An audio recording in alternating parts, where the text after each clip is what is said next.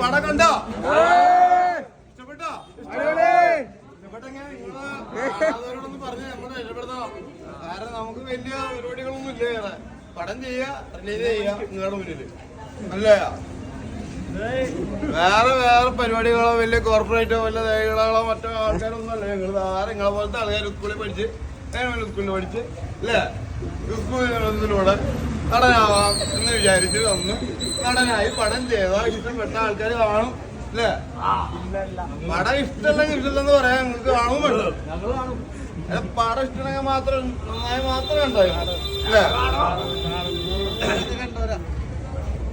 പടം തിയേറ്ററിൽ കാണാൻ തുടങ്ങിയോ? തിയേറ്ററിൽ കണ്ടു കഴിഞ്ഞാലാണ് അത് ഇൻസ്പയർഡ് ആവുള്ളൂ. അല്ലെങ്കിൽ ജസ്റ്റ് കാണാൻ മാത്രം.